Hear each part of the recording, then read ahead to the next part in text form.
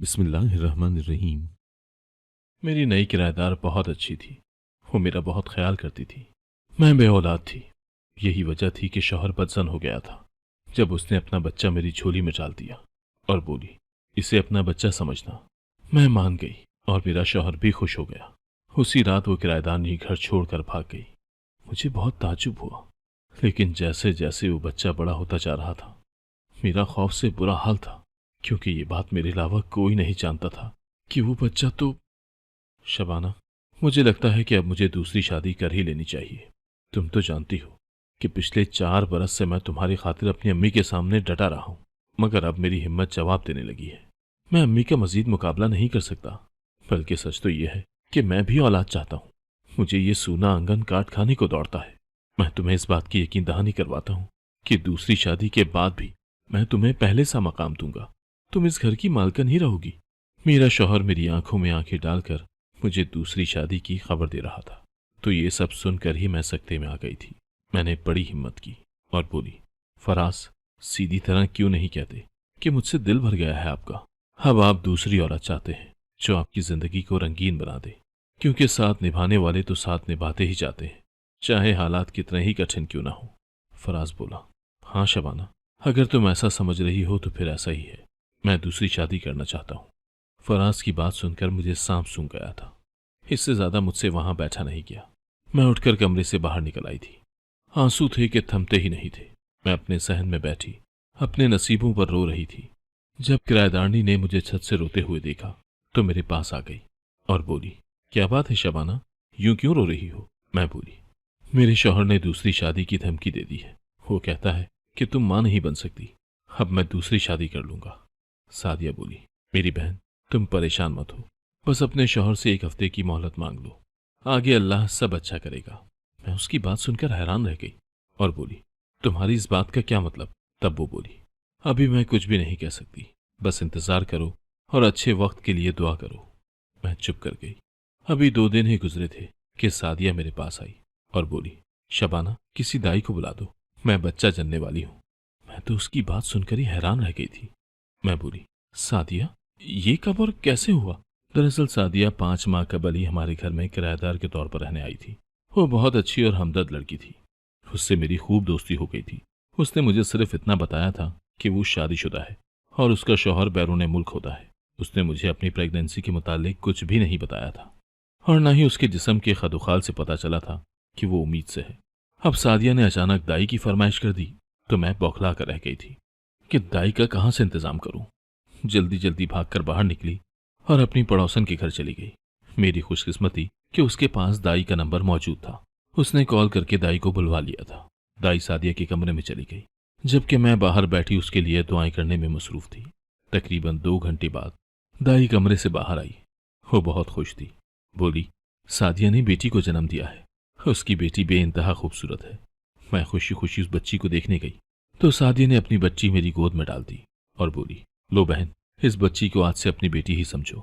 इसको अपने शौहर की गोद में डाल दो और बता दो कि तुमने इसे अडॉप्ट कर लिया है। फिर वो दूसरी शादी करने का सोचेगा भी नहीं। मैं सादिया की बात सुनकर बहुत खुश हुई थी, मगर बोली, सादिया, ऐसा कैसे हो सकता है? तुम्हारा शौहर कभी भी अपनी बच्ची किसी को देने पर अज़मन नहीं होगा। सादिया नहीब सी आवाज में बोली, शबाना, तुम इस बात की फिक्र न करो। मैं अपने शौहर से कह दूंगी कि बच्चा पैदा होते ही मर गया है। मैं बोली, सादिया, तुम मेरे खातिर इतना बड़ा झूठ कैसे बोल सकती हो? सादिया ने मेरे हाथ पर हाथ रख दिया और बोली, तुम क्यों इतनी फिक्र कर रही हो? दरअसल बात यह है कि मैं अभी बच्चे की जिम्मेदारी उठाने के लिए तैयार नहीं हूँ। खुद तो मेरा शौहर बैरून मुल्क जा बसा है। मैं क्यों उसके लिए खुद को ख्वार करूं? मैं चुप कर गई थी। मुझे लगा था जैसे सादिया मुझसे झूठ बोल रही हो। वो जानबूझकर इस बच्ची से जान छुड़ाना चाहती थी। खैर, मैंने भी खुशी खुशी बच्ची उससे ले ली थी।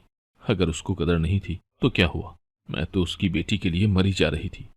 मैं उस बच्ची को गोद में भरकर शौहर के पास ले गई और बोली, ये देखें, हमारी बेटी।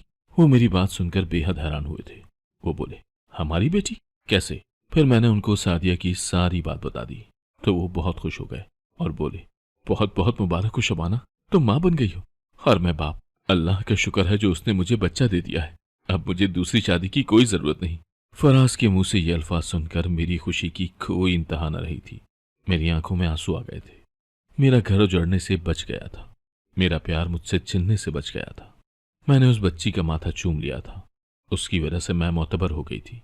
सादिया बोली, मैं इस बच्ची को दूध भी नहीं पिलाऊंगी, इसलिए फीडर वगैरह का इंतजाम कर लेना।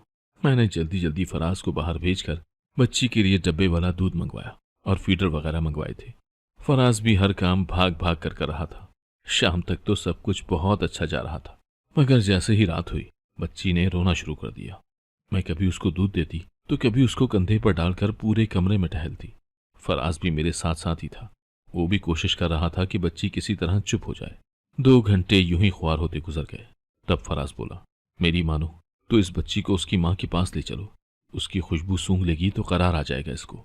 मैंने गुस्से से फराज की तरफ देखा और बोली, क्यों, एक ही रात में आप इस बच्ची से तंग आ गए हैं जो मुझे कह रहे हैं कि इसकी माँ के पास ले चलो? फराज बोले, नहीं नहीं, मेरा ये मतलब नहीं है। तुम 2 घड़ी लेकर तो जाओ इसकी माँ के पास, जब सो जाए तो वापस ले आना। मैं भी बच्ची के रोने की वजह से बड़ी घबरा गई थी, इसीलिए जल्दी से लेकर छत पर चली गई। छत पर हर तरफ अंधेरा ही अंधेरा था। मुझे इल्म था कि बेचारी सादिया सो गई होगी। मैंने आहिस्ता से उसके कमरे का दरवाजा खोला तो ये देखकर तंग रह गई कि बेड तो खाली था। मैंने जल्दी से बच्ची को बेड पर डाला और बाथरूम चेक किया, वो भी खाली था। मैं बहुत हैरान थी कि रात के इस पहर आखिर वो कहाँ जा सकती है। मैं यही सोच सोच कर परेशान हो रही थी। तब मेरी नजर साइड टेबल पर पड़े कागज पर पड़ी। मैंने जल्दी से वो कागज खोलकर देखा तो उस पर लिखा था, प्यारी शबाना, मैं आज तुम्हें अपनी जिंदगी का सबसे बड़ा राज बताने जा रही हूँ। दरअसल मेरी बच्ची नाजायज है। इसके बाप को इल्म नहीं है कि मेरी कोख में कोई बच्चा पल रहा था। अगर उसे इल्म हो जाता तो वो मुझे फौरन तलाक दे देता और यूं मेरा घर उजड़ जाता। तुम बच्चे के लिए तरस रही थी, इसीलिए ये मैं तुम्हें दे आई हूँ और खुद बहुत दूर जा रही हूँ। बच्ची जूं जूं बड़ी होगी तब तुम्हें इसके मुतालिक एक और राज भी मालूम होगा। तब तुम्हें मुझसे बहुत शिकायत होगी, मगर मैं अभी से तुमसे माफी मांग रही हूँ। मुझे माफ कर देना। मैं तो खत पढ़कर दंग रह गई थी। सादिया शक्ल से कितनी भोली भाली लगती थी ना। वो कैसे इतनी गलत हरकत कर सकती थी भला? और फिर वो अपनी नाजायज औलाद मेरी गोद में डाल गई थी। ये बात सच है कि मुझे बच्चे की जरूरत थी, मगर नाजायज। मैंने शादी के तीसरे साल ही फराज को कहना शुरू कर दिया था कि हम बच्चा अडॉप्ट कर लेते हैं। तब फराज ने मेरी इस बात का बहुत बुरा मनाया था और बोला, शबाना, आज तो तुमने ये बात कर ली है, मैं दोबारा तुम्हारे मुंह से ये बात ना सुनूं। तुम जानती हो ना, यतीम खानों में ज्यादातर बच्चे नाजायज होते हैं। नाजायज बच्चे कभी भी किसी के नहीं बनते। वो हमेशा अपने वालिदैन को रुस्वा करके छोड़ते हैं। मुझे क्या जरूरत पड़ी है कि मैं अपने बुढ़ापे के लिए मुसीबत मोल लूं। मैंने बहुत कोशिश की कि फराज की ये सोच बदल जाए, मगर वो ना बदले। यहां तक कि अब तो उन्होंने मुझे दूसरी शादी की नवीद भी सुना दी थी। मगर आज जब सादिया ने अपनी बेटी मुझे दी तो फराज ने मना नहीं किया था, क्योंकि सादिया उनकी देखी भाली औरत थी। उसके किरदार पर उन्हें किसी किस्म का कोई शुबा नहीं था। बच्ची अब सो चुकी थी। मैं भारी दिल के साथ नीचे अपने कमरे में आ गई। फराज भी सो चुका था। मैंने शुक्र किया था कि मैं कैसे फराज को ये सब बता सकती थी। मैंने रात आंखों ही आंखों में काट दी थी और फिर इस फैसले पर पहुंची कि मैं फराज को सादिया के खत के बारे में नहीं बताऊंगी। सुबह हुई तो बच्ची फिर से बड़ा रो रही थी। फराज बोले, इसकी माँ को बुला लाओ, बल्कि ऐसा करो कि उसे नाश्ता छत पर ही दे दो, उसकी तबीयत तो खराब होगी। मैंने सर हिला दिया। बच्ची फराज के हवाले कर दी और ट्रे सजाकर छत पर ली गई। इस दौरान मैंने जल्दी से बहाना घर लिया था। मैं जल्दी से छत से उतरी और बोली, फराज, गजब हो गया, छत पर तो सादिया है ही नहीं। फराज बेहद हैरान हुए और बोले, क्यों, वो कहाँ जा सकती है? मैं बोली, रात जब मैं बच्ची को उसके पास लेकर गई तब भी वो कह रही थी ना, अगर मैं यहाँ रही तो सारी जिंदगी तुम मेरी एहसानमंद और मोहताज रहोगी, इसीलिए मुझे यहाँ से चले जाना चाहिए। मैं समझी वो मजाक कर रही है, इसीलिए कुछ भी कहे बिना मैं नीचे आ गई और अब जब छत पर जाकर देखा तो वहां पर कोई नहीं है। फराज परेशान हो गए थे, मगर बोले, मैंने आज तक सादिया जैसी अच्छी औरत नहीं देखी। मैंने दिल में शुक्र अदा किया कि फराज को इस बच्ची की असलियत नहीं पता चली।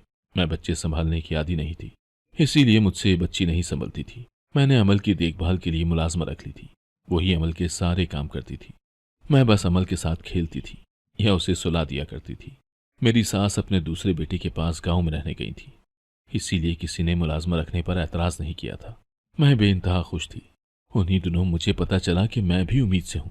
शादी के 5 साल बाद उम्मीद से होना मेरी जिंदगी की सबसे बड़ी खुशी बन गया था। फराज को जब ये खबर मिली तो उन्होंने मुझे अपने हाथ का छाला ही बना लिया था। मेरी पहली प्रेगनेंसी थी, पेचीदगियां भी काफी थी, इसीलिए डॉक्टर ने मुझे मुकम्मल बेड रेस्ट का बोल दिया था। अब तो मेरी अमल बिल्कुल ही मुलाजमा के रहमो करम पर थी।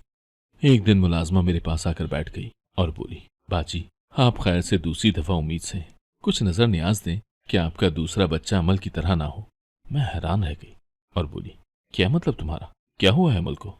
माशाल्लाह से अच्छी भली तो है, सेहतमंद, तंदुरुस्त और एक्टिव। वो मुलाजमा कुछ गड़बड़ा गई और बोली, जी जी ऐसा ही है। खैर मैं अमल से बेइंतहा मोहब्बत करती थी। फराज भी उस पर जान छिड़कते थे क्योंकि वो हमारी पहली औलाद थी। अल्लाह पाक ने मुझे बेटे से नवाजा था, एक बेटा और एक बेटी। मैं बेइंतहा खुश थी। कुछ ही अरसे में मैंने घर की तमाम जिम्मेदारियां खुद पर ले ली थी। मैंने फराज से कह दिया था कि अब वो हमें एक कुल वक्ती मुलाजमा भी रख दें। खैर से 2 बच्चे हो गए हैं, अब काम नहीं किया जाता।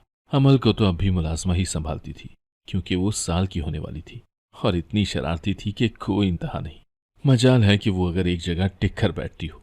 असल परेशानी तो मुझे तब हुई थी जब मुलाजमा का शौहर इंतकाल कर गया। उस पर गमों का पहाड़ टूट पड़ा था। वो काम छोड़कर चली गई। मुझ पर इतनी जिम्मेदारियां हो गई थी कि सर खुजाने की भी फुर्सत नहीं मिलती थी। 2 बच्चे और घर के काम। अब तो मेरी फराज से लड़ाई भी होने लगी थी क्योंकि वो नई मुलाजमा ढूंढने में बहुत सुस्ती बरत रहे थे। अब अमल के काम भी मुझे ही करना पड़ रहे थे। जिंदगी में पहली दफा मैं उसको नहला धुला रही थी और उसके दीगर काम सर अंजाम दे रही थी। तभी मुझ पर एक बहुत बड़ी हकीकत आश्कार हुई थी। मुझे आज समझ आया था कि सादिया अपनी बेटी छोड़कर क्यों भागी थी। उसने क्यों कहा था कि वक्त के साथ साथ मुझ पर एक राज खुलेगा, तब तुम मुझे माफ कर देना। और मुलाजमा भी क्यों कह रही थी कि आप कोई नजर न्याज दे ताकि आपका दूसरा बच्चा भी अमल जैसा ना हो, क्योंकि अमल तो ख्वाजा सरा थी। मुझ पर जब यह हकीकत आश्कार हुई तो मैं फूट फूट कर रोती रही थी। इतने दिन तो मुझसे कुछ खाया भी नहीं गया था। फराज समझे कि मैं उनसे नाराज हूं, इसीलिए चुपचाप रहती हूँ।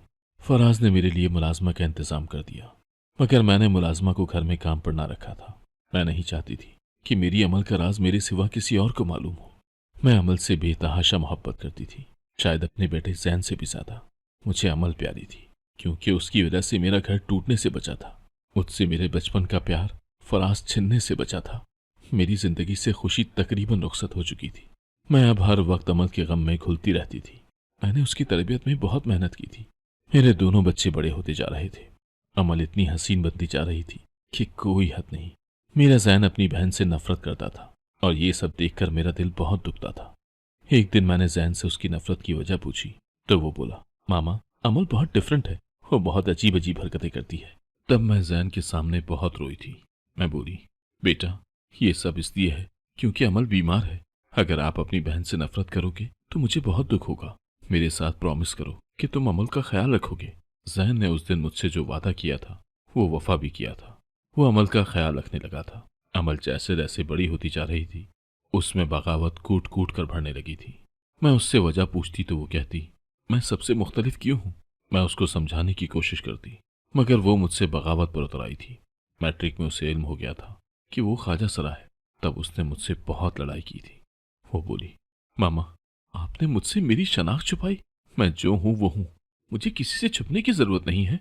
मैं बेहद परेशान हो गई थी। उसे समझाया बुझाया। एक दिन फराज ऑफिस से लौट कर आए तो वो बहुत गुस्से में लग रहे थे। उन्होंने चीख चीख कर अमल को बुलाया और जब वो कमरे से बाहर निकली तो फराज ने अमल के मुंह पर थप्पड़ दे मारा। बस इतना ही नहीं, उन्होंने अमल को मार मार कर अधमुआ कर दिया था। मैंने बड़ी मुश्किल से उसे बचाया था। जब मैंने फराज से वजह पूछी तो उन्होंने अपना मोबाइल मेरी सिमत में उछाल दिया था। उनके व्हाट्सएप पर किसी ने अमल के डांस की वीडियो शेयर की थी। न जाने कब अमल ने अपना सोशल मीडिया पर अकाउंट बनाया और उस पर लिख दिया कि प्राउड ट्रांसजेंडर। फिर उस अकाउंट पर नाच गाने की वीडियोस बना बना कर लगाती रही थी। वो दिन कयामत का था। फराज बोले, तुम्हें ट्रांसजेंडर का मतलब भी पता है क्या? तब मैं रोने लगी और बोली, फराज हमारी अमल सच में ख्वाजा सरा है। मैंने फराज के चेहरे पर मौत की जर्दी देखी थी। वो बेयकीनी से मेरी जानिब देख रहे थे। तब अमल आगे बढ़ी और बोली, मैं जो हूं वो हूं, मुझे नहीं रहना 7 पर्दों में। मैं डांस में अच्छी हूं, मुझे किसी गुरु के पास भेज दें। मैं अपना कैरियर बनाना चाहती हूँ। हसीन तो मैं हूं ही। फराज आगे बढ़े।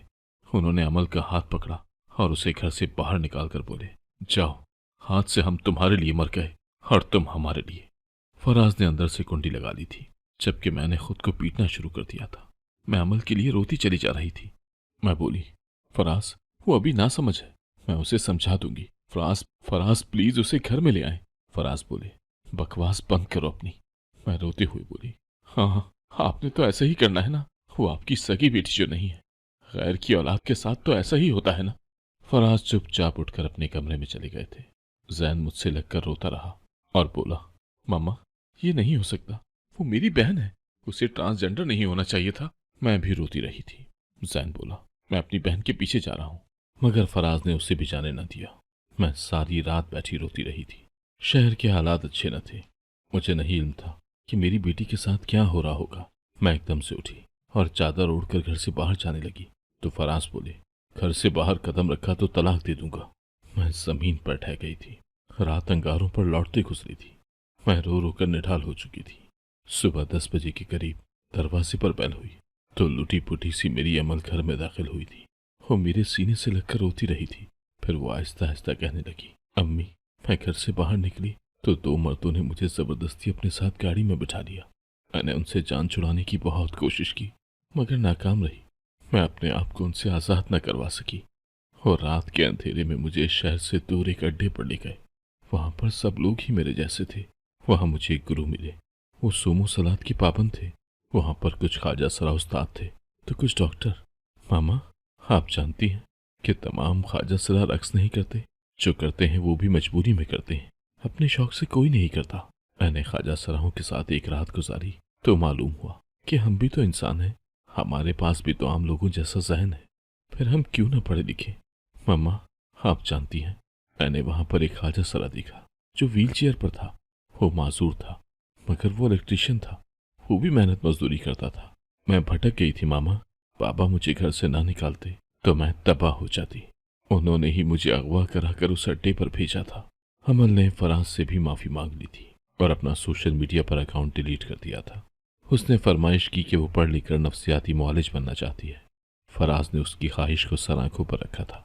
फराज मेरे पास आए और बोले, मैंने आज तक अमल को कभी पराई औलाद नहीं समझा, इसीलिए मैंने जब उसे घर से निकाला तब भी मैंने अपनी औलाद समझ कर ही निकाला था। तुम बिला वजह मुझ पर शक करने लगी। वक्त गुजरता गया और अमल ने अपनी डिग्री कंप्लीट करके अपने शौक को प्रोफेशन बना लिया था। इस दौरान हमें लोगों की बहुत सी कड़वी बातें सुनना पड़ी थी। अमल ने बहुत बार हिम्मत भी हारी थी मगर हम नहीं हारे थे। आज उसने अपने ख्वाब पा लिए हैं। जैन ने एक एनजीओ बना ली है जिसके तहत वो ख्वाजा सराहों को पढ़ने और दूसरे हुनर सीखने पर राजी करता है। मैं भी इंतहा खुश हूं कि अल्लाह ने मेरे दोनों बच्चों को कामयाब कर दिया है। अगर आपको आज की कहानी पसंद आई है तो वीडियो को जरूर लाइक कीजिएगा और अपने दोस्तों के साथ भी शेयर कीजिएगा। और हाँ, अगर आपने अभी तक हमारा चैनल सब्सक्राइब नहीं किया तो जरूर सब्सक्राइब करें। मिलते हैं कल एक नई और दिलचस्प कहानी के साथ। अल्लाह हाफिज।